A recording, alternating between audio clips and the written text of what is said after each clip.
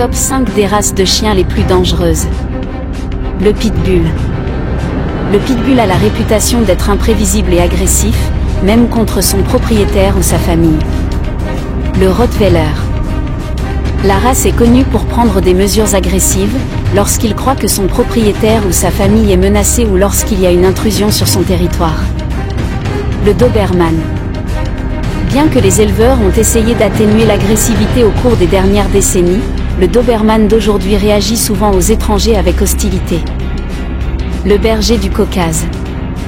Ils sont à l'origine des chiens de guerre et des animaux de chasse. Ajoutez au fait que ce chien a un grand gabarit, et cela devient une recette pour des attaques redoutables. Le berger allemand. Une mauvaise formation ou une mauvaise socialisation peuvent les rendre enclins à attaquer les humains et les petits chiens avec 150 kg de pression dans la mâchoire. Ah, pitbull, allez-moi la bébé. Voilà ma méchant.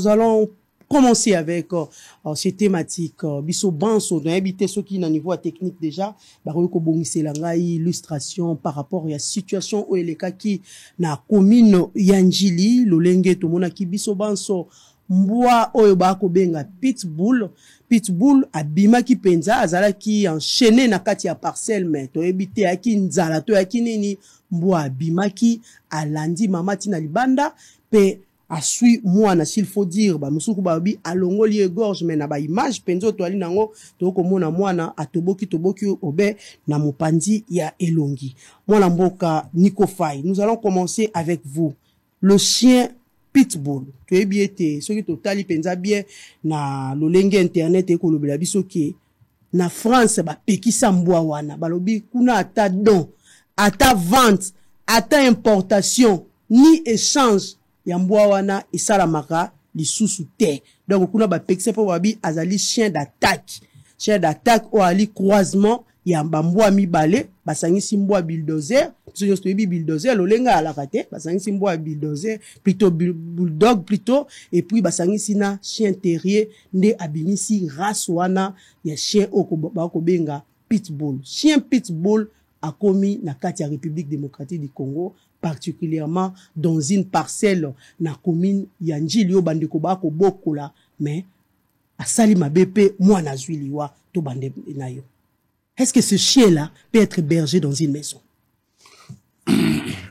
Estimé, d'abord, on a eu présenter ba sincère condoléance na oloba na famille union so wana te na oloba mingi na mama ya mwana wana po nazali komona nazali ko ressentir douleur yake il se pourrait que mama zo sokola mwana mai asilisi abosana ke loko na kati ndako ake kozwa eloko akuta déjà scène se bandaki ameki ko intervenir c'est-à-dire de manière miraculeuse mwana akufa na ba condition wana na habité pas si wana ça fait mal oui. Non.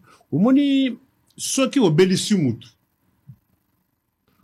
abeli mingi un moment batu bakomaka préparer psychologiquement que ndeko na biso oyo mikolo ekoya aozala te suite peut-être ya ba diagnostic na ndenge utabelaka mais kalikile ka maman olamuki na tongo oke sokola mona na yo okoti na ndako après okuti likama wana a plus ekomaki ti libanda akati ya ndako et libanda akati ya lopango donc c'est comme si maman wana era komaki na hôpital il pas kota kinano ba soin de sa d'urgence il fallait qu'il ba réanimer ye pour azongisa ezali passe makasi na motema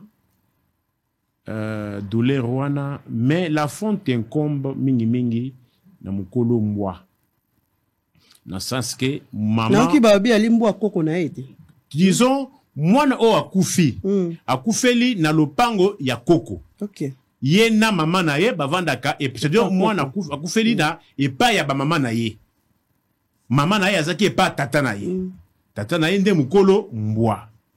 Alors d'abord na mitunaka nga personnellement nazaleka tellement choté na biloko akubukolaka biloko na kati ndako ezala ba nyau ezala ba mbwa ezala nazala tellement choté mais na koki ko imposer point de vue nanga na mutu musute liberté yanga yedi ko souke la place ya liberté ya mutu mususu et yali pe kopanda oye komi c'est inexplicable insensé et il faut mais cause la moi passi de manière que ce qui m'a kamusu to komona ngo peut-être sur le plan charnel mais makamusu c'est utaka musika makamusu c'est utaka musika surtout baliwa ngana mona nzambe je connais au moins j'ai une dimension spirituelle je sais comment certaines choses s'orchestrent dans le monde des ténèbres après baeka koko sabino de manière physique boye mais or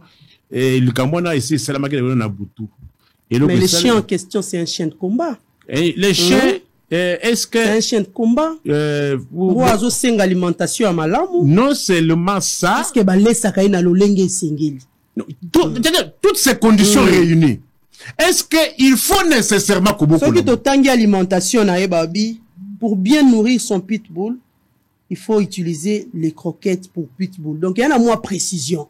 Habité, si ko penamboa qui a kobata masuki kuna croquette ango teza na ndenga ko tiolate. Ezali pe croquette ango est-ce que to zo yango? Non, ezali na kacha ba supermarché. Mais problème pe ça coûte. D'abord coller à bisomoko ça pose problème. Et bon o bakisana oyo ya moi. C'est-à-dire nous faisons que augmenter les charges. Yoza mama, oebi lelo oyo. Kapo yona libota. Pona kolia. Ça vous demande combien aujourd'hui? Lelo oyo. Par exemple, pour celui na olia fufute. Nale ata madesu. Madesu lelo ya bilbil ya maimoko. Et bundele komi combien maman? Et bundele moko ya bilbil. Yango aw. Auto somango 4000 francs. La somme ka en parole. Oyo moko 4000 ya bilbil. Sikoyo zobana 4-5. Moi sina yo moko. Totanga alimentation na babi. Les croquettes pour pitbull doivent être de qualité et bien équilibrées à l'ensemble de ses besoins nutritionnels qui évoluent avec l'âge de l'animal. Place yo monimboa ko bima wana na ebité soki balandela rapé ba détail wana âge ngo pe animal bongo kilo na ye mboa ngo oyebi kilo na isoka yi combien? Tout ça c'est dire bisomoko nous sommes nous-mêmes les problèmes. Est-ce que au koki ko zo luxe intérêt nini ezalaki na kacha koboko na mboana intérêt na yo moko mukolombwa na intérêt ya famille ezalaki nini? Parce que moi, je ne peux pas poser un acte sans intérêt. Mais quel est l'intérêt qu'avaient ces propriétaires de ces chiens-là? Na libota pe nyonso et comme peut co-insécuriser même tous les membres de la famille. Est-ce que je me pose la question? Mbongo pe a mesaka déjà na batu wana te. Parce que nous savons quand même que moi ali nyama moko oyo soki akomika na milieu songolo place wana une semaine c'est beaucoup à cause se familiariser na ba onyo so baza ba habitué à kacha lopango wana. Un chien ne peut pas s'en prendre na un corps ou bien une personne avec laquelle a mesani. Mais la caractéristique il y a chien wana, c'est un chien tueur. Il est tueur. C'est un chien tueur, un chien agressif. Vis-à-vis de qui? D'un étranger ou bien vis-à-vis nabatu oba mesanango. Parce que quelle que soit nature y a animal, sauf ba animaux sauvages. Mais ba nature animaux domestiques au toboko la kanandaku, j'estime que un mboya nyonso soka mesani kana batu, je doute fort que azala agressif vis-à-vis nabatu o asia mesana. La question aussi qu'il faut se poser, mboya wana na kacha lopango wana asa c'est déjà mikoloboni. Si c'est un chien qui avait été élevé dans cette parcelle-là, j'estime que à ça s'habituer nabatu lopango wango, mais c'est pour cela moi j'ai dit tozali kolobela wana aspect physique. La loi, les droits ne reconnaît pas ma pratique spécieuse, c'est-à-dire makambo mulili. Mais, en tant que, je soulève une dimension spirituelle, il y a que, makambo mususu otomona kanamiso. Et ça la concrétisation, il y a makambo et ça la meke déjà na mulili. Makambo otomona kanamiso, et ça la déjà concrétisation na makambo mususu ya mulili. Nous sommes peut-être kaka spirituel. Non, juste là pour justifier au moins la mort. Mais néanmoins, ça peut ou ne pas être le chien qui a tué, mais c'était déjà dans l'obscur, sur le plan spirituel, cela avait déjà été conclu. Comment voulez-vous? J'aimerais savoir. Combien de temps c'est un chien. C'est un chien par nature, quelle que soit sa nature, il se familiarise toujours nabatu oyo amona kamikolo nyonso. mais et comme agressivité il y a point wana arrivé à point il y a colia il y a des modèle ya mbwango eliaka déjà déjà agressif. Mais oui, elle va utiliser peu mingi na ba policier, ba utiliser peu mingi na ba aéroport. Mais j'ai dit c'est drogue. Les policiers qui les tiennent là, ne peut pas les mordre. C'est-à-dire il s'est habitué avec les policiers. On les tient quand même, non? C'est qu'il Nzala en conclusion. Bon, Nzala c'est une dimension. C'est pour cela la faute incombe totalement au propriétaire du chien. Bien pesa entre 16 et 30 kilos. La faute incombe au propriétaire du chien. Ce qui est Nzala, ils allaient responsabilité kaka ya mukolombwa. Ce qui paye non, yo komi na makambo mususu, tout na kaka mukolombwa. Au-delà de tout, quelle que soit la nature du chien, ce sont les chiens policiers, néanmoins, ils sont toujours gardés par les personnes humaines. Nico Faye, à ce niveau, pour terminer avec vous, à ce niveau, la faute, responsabilité par rapport à responsabilité, non, la responsabilité incombe l'État. L'État a coquille contre la dimension spirituelle. Il faut maintenant aller plus loin. Il y a mort d'homme, hein? Non, mort d'homme, les conséquences. Oui, on peut poursuivre, peut-être pour défaut de prévoyance. On peut poursuivre pour défaut de prévoyance. Mais, ça ne sera pas trop sévère dans la mesure où le fait que ce qui est interdit, c'est la divagation des animaux comme ça, mais comme ça s'est fait dans la parcelle, il faudra aller plus loin. Est-ce que les chiens lui-même en soi, avait-il les documents? Est-ce qu'il avait le document? Est-ce qu'il était vacciné? Sur ces points-là, on peut d'abord, il faut chercher à mettre la main sur les chiens en question. Mukolombwa Amonana a présenté des documents au Azanango, au Yambwawana. S'il avait été vacciné, et le reste, on suivra. Voilà, merci beaucoup. Moi, Lamboka, Gauthier Sey. Motuna Peali, Nangambo Nayo, par rapport à Seno et les Kaki, na week-end, Nangambo, ya commune, ya Njili. Mais, Nandege Toko Tanga, Baïsi Biso, selon la loi, il y a janvier 1999, chien wana pitbull, Ali n'a droit à kozala détaché sur la place publique.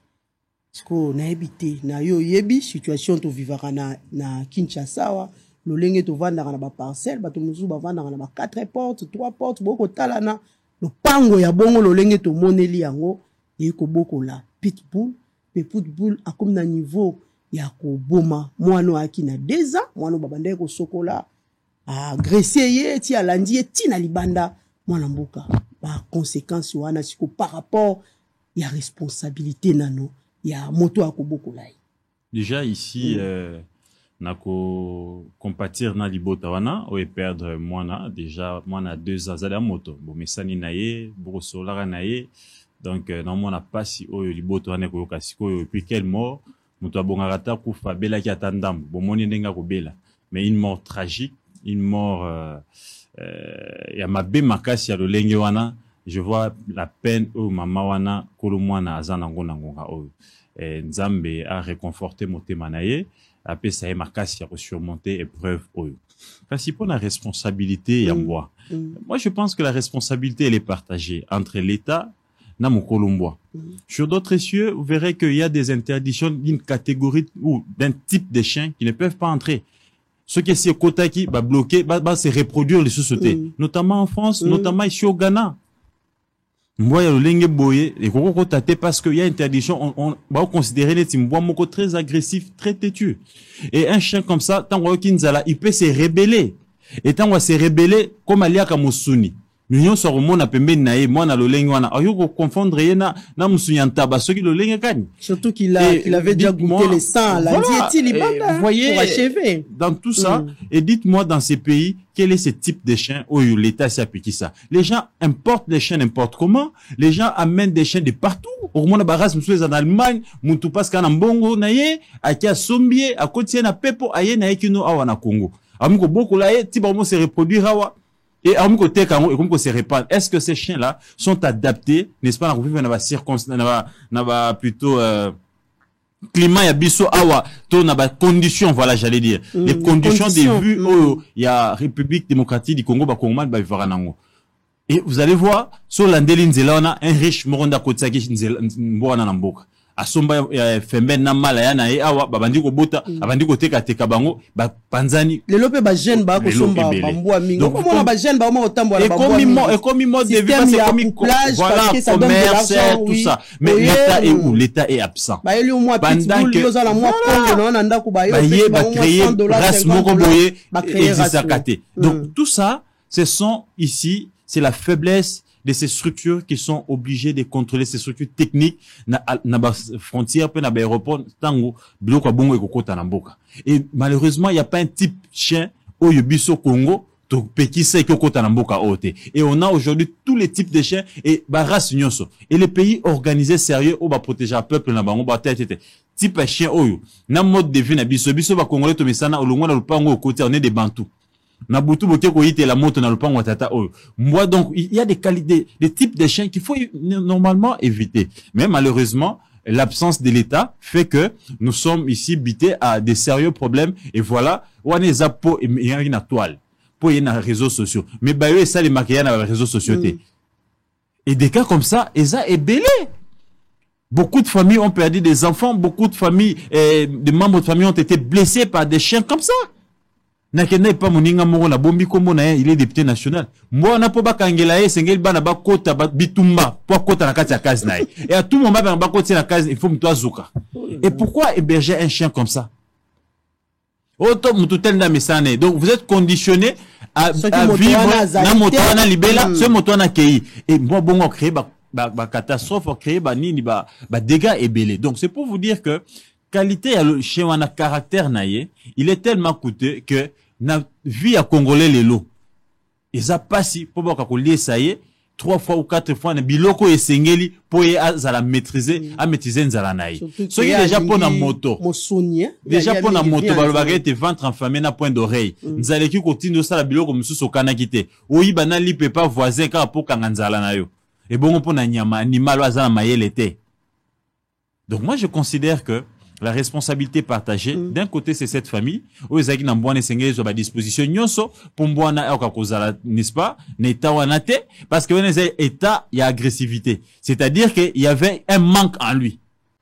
Parce que moi na mki a 2 ans, maintenant si nyakosala na mwa pour moi se sentir menacé kangaye, je ne pense pas. Certainement zaki nzala, surtout que azomuka a suffi, a se suffit na n'est-ce pas, a satisfaire nzala naye et a sauter na makila na nzoto ya mwana. Donc je considère que c'est ba présenter à penza peur te vis-à-vis d'ailleurs l'enfant parce que na makanisipé ali penza pour l'enfant d'ailleurs kuto azamu ninga zande ngasi apusa na nzoto naye. Donc c'est je vois pas par rapport aux adultes représenter moi père wana je vois pas un caractère agressif de l'enfant pour permettre Namboa tout le bête à se protéger autodéfense d'allié moi na terre. Je pense que Zanzala. C'est là où ici j'ai rejoint mon co-débatteur, l'estimé confrère Nico pour dire que et Sengeli Nangonga Oyo, l'État menait banquette. Nanzela ya ba vétérinaire, est-ce que moi n'a réellement vacciné? Est-ce que moi n'a avant incident de Salema a été collé pendant combien de temps? Au moins la ligue depuis le bina pourquoi? Batige Nanzala. Est-ce qu'il y a qui consistant par rapport à l'alimentation des aliments? Voilà, ça aussi c'est un problème. De deux, une interpellation pour l'État. L'État congolais. Et Sengeli Nanzela, ministère de Sali Makambo, le Lengewana, comment organiser ces secteurs-là. Il ne faudra pas ici, parce que tu as tes moyens, aucun à Londres, Moniras, Morobo CP, Nango, au Somi, au Memi, Awa, au Baniko Saba, couplage, Bambo, Babotami, Bakoli, le baron a danger pour la banane à biso, pour la bateau. N'est-ce conséquences, donc l'État doit aussi être interpellé, alors qu'on organise le secteur Wana. Gauthier, c'est, quelles sont les conditions? Et Ali Nini, pour nous beaucoup là, Mboa Wana Pitbull na Katia, Mboka na biso. Parce que, ce qu'on lobby déjà que biso abako ki pété, Mboa bako leka lolenge bako leka. Ce qui baleka, c'est que to yambaka bango na Katia Mboka na biso. Ba condition, c'est quoi Nini? Na bateau, ba tikali ba na bango na bandaku, Nini bako ko sala pour bien gérer ces chiens. Déjà, na kotanga caractère nae, ba condition, eza osenga, il faut que Moutoua za mbwana za ba moyen belé. Yé moko za la à mesure, ya roulia yé la libotane 3 fois par jour. Yé moronan kolomboana, qui soit à mesure de nourrir son foyer et lui-même 3 fois par jour. Et des deux, à respecter, n'est-ce pas, o ezanini, bolé yamboana. qu'est-ce qu'il est censé manger.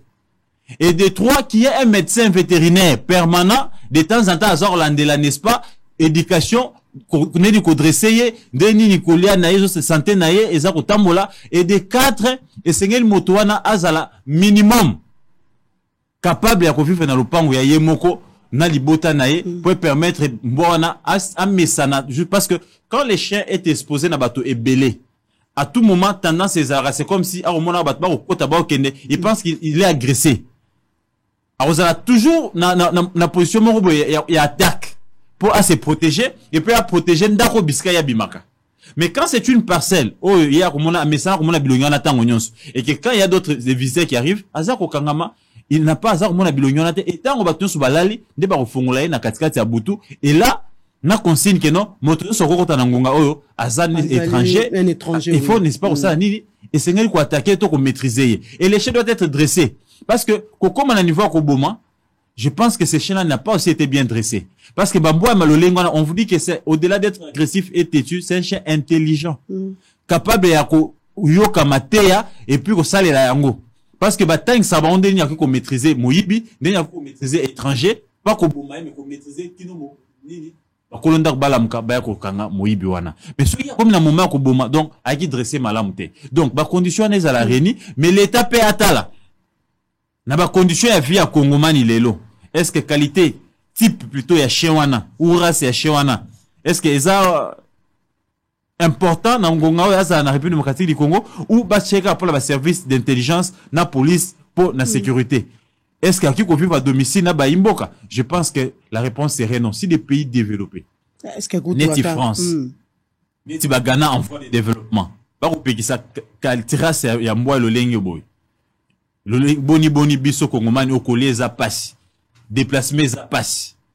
Ko zo makoki ya kofuta vétérinaire, ko futa ko somba bilei naye. O eza ko protéger ba vaccin naye à tout moment. Est-ce que on saura remplir toutes ces conditions là? De Nakanisa, ministère je pense le ministère élevage, je pense que je pense que ministère est signé ça bimatali bamboa biloko nyonso wana ministère wana sont aussi de protéger population et c'est bachama ordre na makambo wana c'est ça s'appelle office ya contrôle technique à la frontière nyonso pas font la paix miso mais malheureusement c'est DG mango et comment nango o azana mo kanyaka ne mingi aolixa o nyonso nango pour ça olixa ba font na miso parce que ba été chaque fois que bas entrer eza contrôlé te eza ko exposer ba imboka et parmi ba imboka baza ko exposer il y a les tantes neveux nièces ya ba wana o baza ko bazo travailler ba frontière wana lui c'est suffit de 1000 de $2000 à na poche mais eloko ya côté ici et que ma tante na mboka et que bo ma cousin na ebisika songolo parala 2000 wana ole ya investir a robimisa ngo pa kunda tante wana akunda neveu wana donc sans sa responsabilité et sengel ezala à tous les niveaux pour permettre n'est-ce pas au Congo de se développer. Sinon, tu vas subir des conséquences à l'olenge. Voilà, merci beaucoup. Mais naliko zongela moke makam o ya bana comédie bana njili surtout pour na likama ya mwana wana. Na ebipe je crois 2001-2002. Mais na ya moins moi wana ye aliaki mwana mukete aliaki mukolo mais na ya moins il était étranger à la parcelle. C'est-à-dire mbwa azali nyama moko ya mayele makasi. Mbwa soko longwe na gombelelo. Makolo. Ti bokomi atambankana. Akuzonga ti awa. Moi j'ai vécu ça, hein? Bazongaka. C'est-à-dire, il ne peut s'en prendre qu'à une personne étrangère. Ou atikala komona te régulièrement. Mbwa azali un grand observateur dans la parcelle. Je fais une analyse juridico-spirituelle. Je commence par dire qu'il faut voir est-ce que la loi n'a pas interdit que on est là, en plus surtout que il n'était pas en divagation. Les bandas et l'opangoté sur la voie publique, ça a commencé dans la parcelle, mais il y a moins conditions. Est-ce que il ne suffit pas seulement que Kozalanamboa. Kozalanamboa est une chose, Zalape en ordre n'a pas service à service à l'État. C'est-à-dire, moi, wana azala répertorié, identifié, et plus peu, est-ce que azala pe en ordre ya vaccination? Nous tous ce genre de débat, to komi kolobelango, c'est-à-dire likame se komi, mutosa keyi. Dans la vie, nous devons éviter de chercher comment colmater, chercher comment corriger. Dans la vie, il faut anticiper, prévenir pour écomater, parce que la vie humaine est sacrée, elle est irremplaçable. Le lonyo soto koloba, et yali makeli la simandako. Na mukolo mboape, jour angope, atika. Bon, la question, c'est pour cela, il faut nécessairement arriver sur le lieu. Est-ce que c'est la première fois que Mwawana azala na chaîne te na moi? Ou bien azala ka déjà en divagation dans la parcelle? Tous ces éléments réunis, ça peut au moins y a faciliter l'enquête pour na koyeba comment na point y a vraie cause y a que si ce chien là a toujours vécu là-bas, combien d'années? Azala ka lié ou pas? Et s'il est lié à Vivakandengeni Nabato Pango, toutes ces questions-là réunies peuvent nous arriver à ce que nous puissions avoir au moins une idée, mais c'est douloureux lorsqu'on perd quelqu'un dans ces conditions-là.